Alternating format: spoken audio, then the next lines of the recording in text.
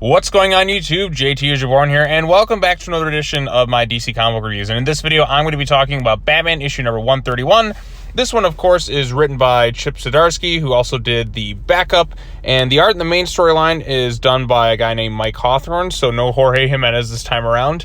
And this is the issue that deals kind of with the fallout of, well, actually does deal directly with the fallout of the ending of the previous issue where Failsafe had shot Batman and he was seemingly killed. Although in this instance, he seems to be transported to some other place within the multiverse. It's not fully established where, but he's going to have to find his way back, and he's trapped on another Earth, which is something I feel like we just saw in like Dark Crisis. Although doesn't Dark Crisis take place after this, but then you have certain things like this that contradict that. I don't know where DC continuity is anymore. It's kind of all over the place, but this is Zdarsky's take on it. Tim is feeling some pretty big guilt over the whole situation this time around, and Batman basically ends up in a Gotham without Batman. And he faces all sorts of different people. He has like this version of Commissioner Gordon, which is just a skeleton, but I also kind of like the detail that we wouldn't really buy it as Gordon unless he had the mustache. Like, his entire body is just not there except for the fact that the skeleton has a mustache. I don't know, I find that little detail kind of funny. Artwork looks pretty good for the most part. I'm still more of a fan of Jorge Jimenez's work, but I think the artwork in here does the job pretty well. I just love the detail of the mustache on the skeleton. Don't know how and why this is, but he's just kind of following him around. But a lot of this takes a little bit of inspiration, I feel like, from Judge Dredd. We have this version of Harvey Dent who is just like, you're either crazy or not crazy, or you just die.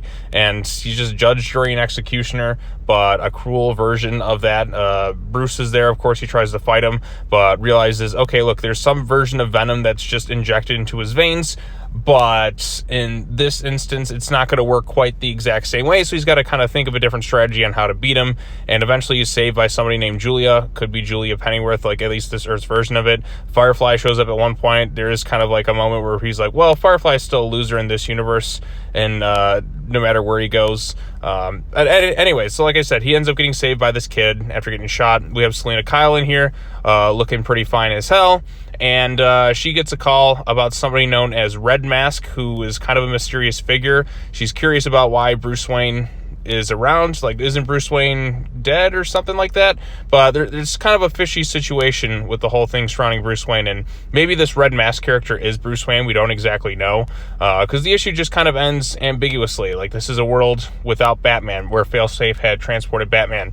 And yeah, so then the backup storyline is focused on Tim Drake, and we show the fallout of this thing with Failsafe firing this gun on Batman, and they of course show Toyman, the opening, who's more of a Superman villain, which makes me think back to that Justice League episode where Superman supposedly died, but he was transported in to the future, if you will, and he had to do kind of a Red Sun thing with Vandal Savage, and I think that episode involved Toyman, if I'm not mistaken. Correct me if I'm wrong in the comment section. So maybe the gun transported him to kind of a world. It's maybe paying tribute to that.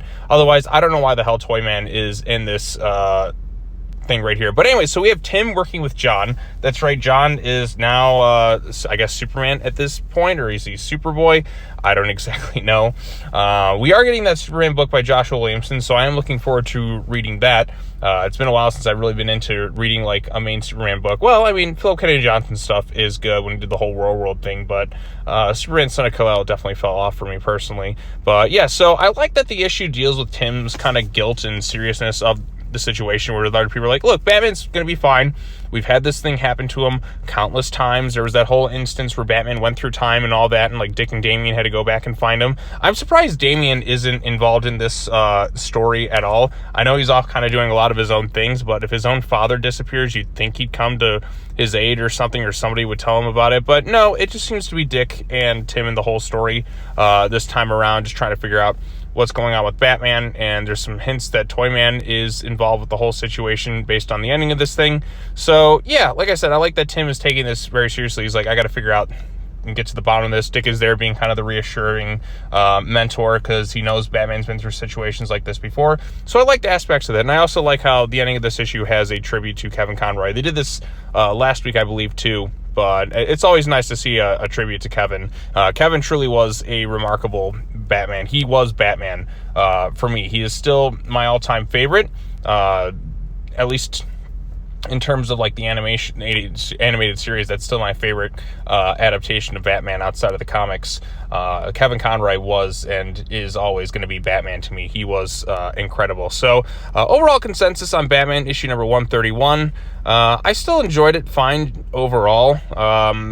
It's not really amazing, if I had to say so, because I feel like we've just kind of done this like time and time again with the whole alternate universe thing. We just did this in with the Worlds Without a Justice League, and now we're kind of doing this thing again.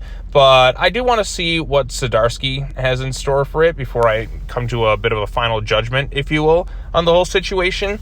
And maybe it'll lead to a very fascinating story. I don't know if Failsafe is still around or not, because Tim's off looking for it, but like Failsafe seems to be kind of just out of the picture unless I missed something. I don't exactly know. But yeah, so we'll see how this thing turns out by the end of it. They set up some mysterious stuff there, and I guess he's going to find his way back to the main universe at some point. So we'll see where it all goes from here. But yeah, so that's going to wrap it up for this video. If you have any thoughts on Batman issue number 131, post your comments down below. I think my favorite aspect of the whole thing is mustache skeleton Jim Gordon, who's there for whatever reason. I do kind of appreciate that Zdarsky's embracing more of the goofy comic booky stuff. The previous issue had Batman falling from space, or was it the previous? Was it 130 where it had Batman literally falling from the moon back down to Earth and somehow surviving, which is the most ridiculous, stupid thing, but also so dumb that I kind of found it amazing. And now we have just a skeleton with the mustache on it. Why? Like, how does the rest of his body not there but his mustache? I don't know, but it's just a goofy detail that I found amusing. So stuff like that is what I appreciate with the whole weird comic booky aspect to it all. So, I mean, we've seen alternate universe of Batman trapped in things before, but I'm looking forward to seeing how Zdarsky kind of plays around with this whole other version of things, and whoever this red mask is going to be. My theory is it's going to probably be Bruce Wayne or something like that, but we'll see how it all turns out. So yep, backup was decent. I will give this backup props, whereas a lot of other backups don't feel necessary. This one, at least with the Zdarsky stuff, ties into the main story, because a lot of these backups we've gotten in like Detective and all that have not really tied into the main story. They feel like something else entirely, and it's like, why are they even there? But at least with this one, there feels like a story purpose to it. I mean, if we didn't get it in the main story, we'd at least get in the backup. So I appreciated that aspect to it. And I'm interested to see how Tim works with John, now that John is basically Tim's age, because Tim never seems to age, whereas everyone else seems to. I mean, hell, John Kent is probably older than Tim Drake now at this point, even though Tim was just in college. And at least Tim is written to be a more serious character this time around, rather than whatever they're doing in Tim Drake Robin. So I like that. I think Zdarsky does a better job handling Tim than in Tim's current solo book. So I appreciate that aspect to it. But anyways, if you have any thoughts on the issue, let me know in the comment section down below. Be sure to like this video, share it with your friends, subscribe to the YouTube channel for more content, all that other fun stuff. And that's going to wrap it up for the DC comic book reviews. This is the first comic book review of 2023. Feels good to get back into the swing of things. I got a lot of stuff that I want to cover in the coming weeks and months and all that. Lazarus Planet's going to be a big event.